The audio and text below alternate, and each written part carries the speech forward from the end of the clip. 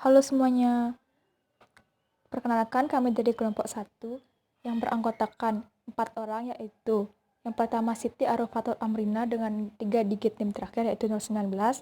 Yang kedua yaitu Raulina BR Sinaga dengan 3 NIM terakhir yaitu 020.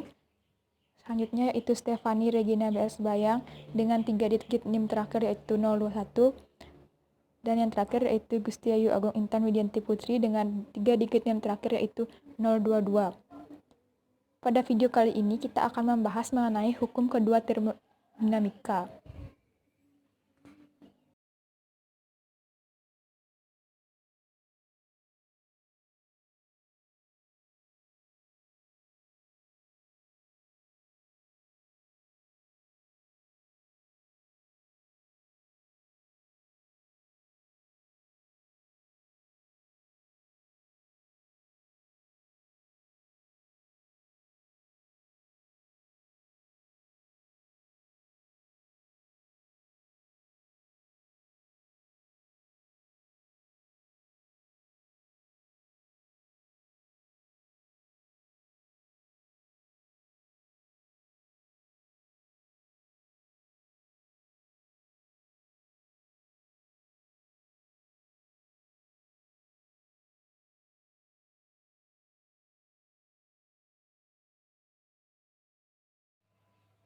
Adapun materi yang akan kita bahas, yang pertama yaitu mengenai proses reversibel dan irreversibel, yang kedua yaitu mesin Calor, siklus Carnot, dan temperatur termodinamika, serta yang ketiga rumusan hukum kedua termodinamika.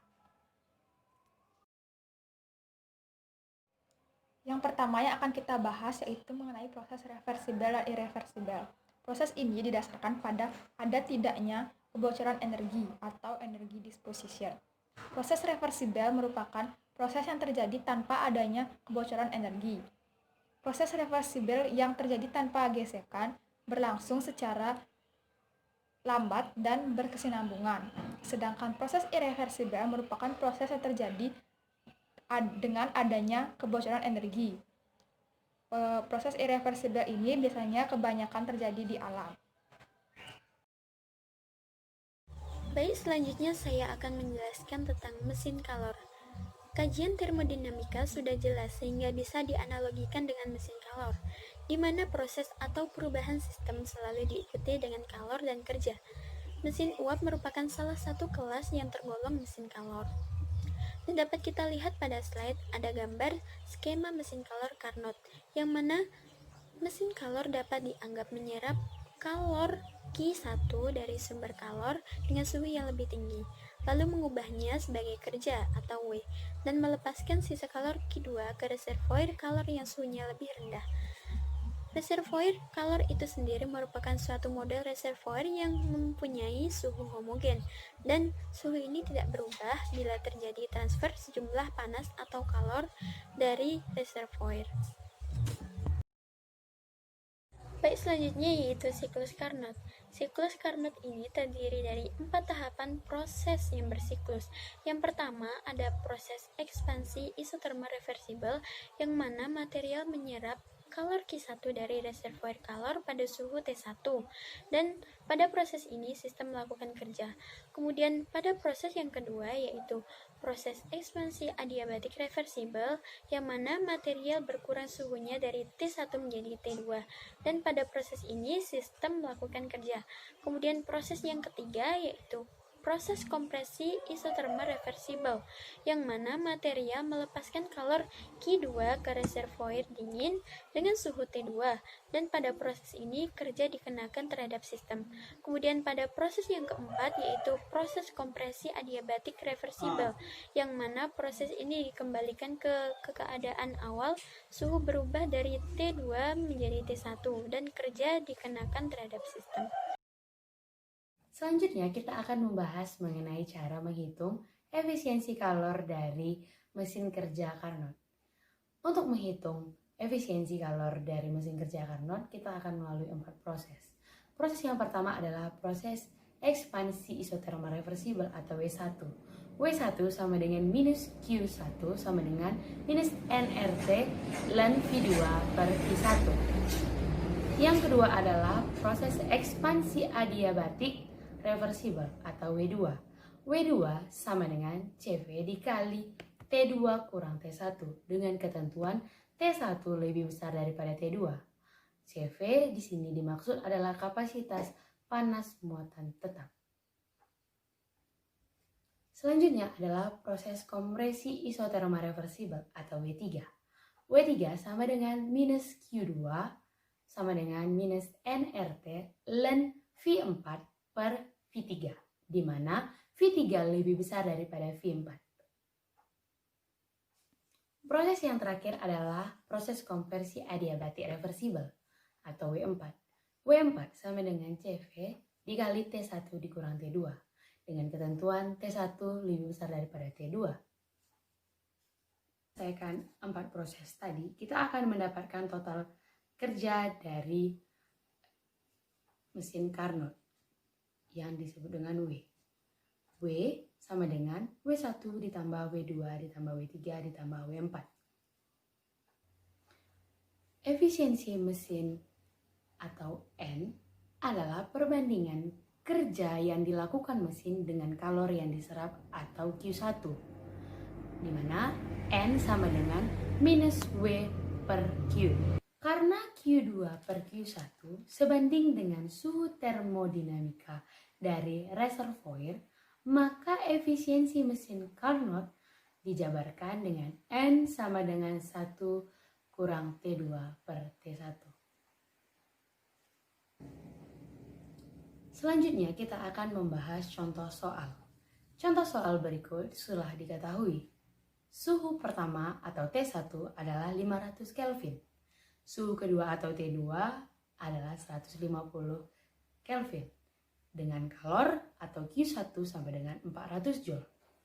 Yang ditanya dalam pertanyaan tersebut adalah berapa kerja yang dilakukan oleh mesin Carnot atau W.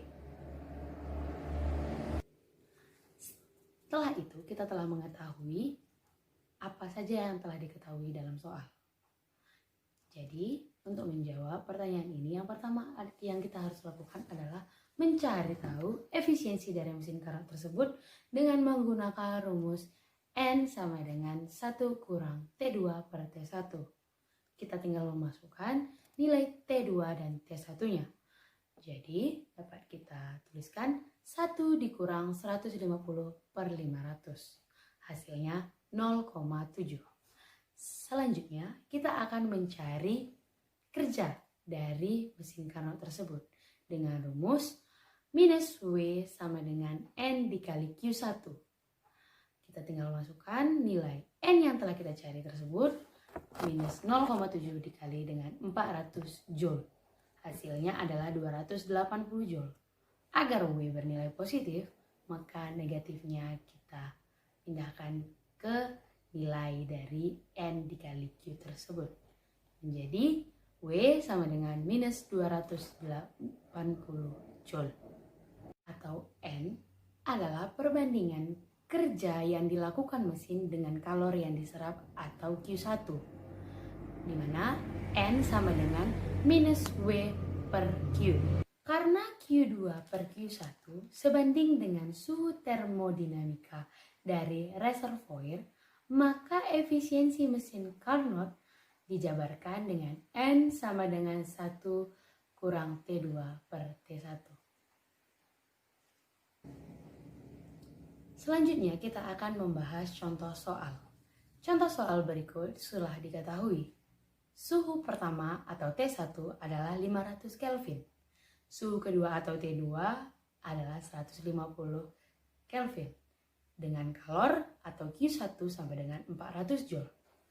Yang ditanya dalam pertanyaan tersebut adalah berapa kerja yang dilakukan oleh mesin Carnot atau W. Setelah itu kita telah mengetahui apa saja yang telah diketahui dalam soal. Jadi untuk menjawab pertanyaan ini, yang pertama yang kita harus lakukan adalah mencari tahu efisiensi dari mesin Carnot tersebut dengan menggunakan rumus N sama dengan 1 kurang T2 per T1. kita tinggal memasukkan nilai T2 dan T1-nya.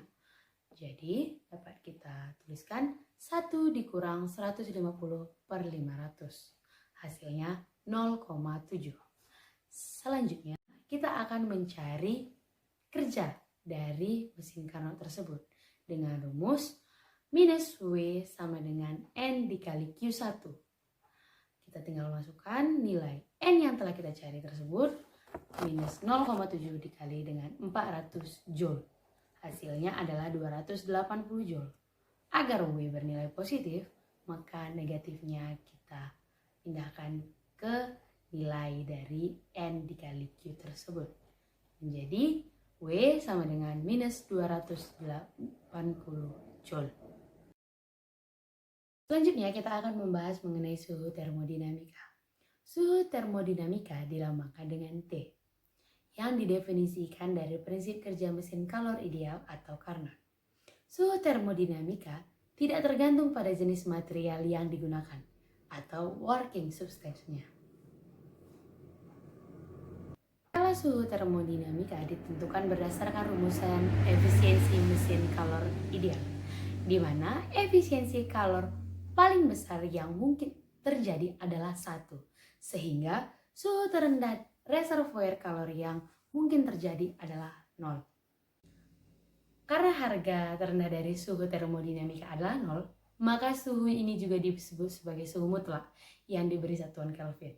Selanjutnya bisa dibuktikan bahwa suhu termodinamika T sama dengan suhu gas ideal, atau suhu yang digunakan dalam persamaan keadaan gas ideal.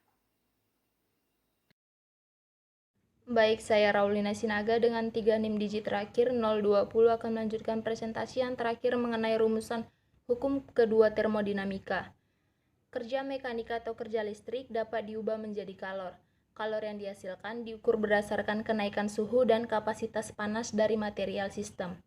Nah, Kelvin Planck menyatakan bahwasannya hukum kedua termodinamika yaitu tidak mungkin mengkonstruksikan mesin kalor yang bekerja menurut proses siklik yang hanya menghasilkan perubahan kalor menjadi kerja tanpa adanya efek lain.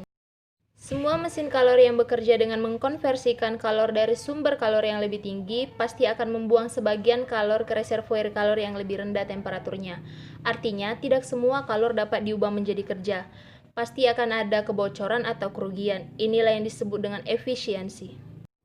Sementara itu, Clausius menyatakan bentuk lain dari hukum kedua termodinamika yaitu tidak mungkin mesin kalor yang bekerja menurut proses siklik hanya terjadi perpindahan kalor dari reservoir yang lebih dingin ke yang lebih panas tanpa melibatkan kerja dari luar. Pada dasarnya, kalor berpindah dari temperatur tinggi ke temperatur rendah.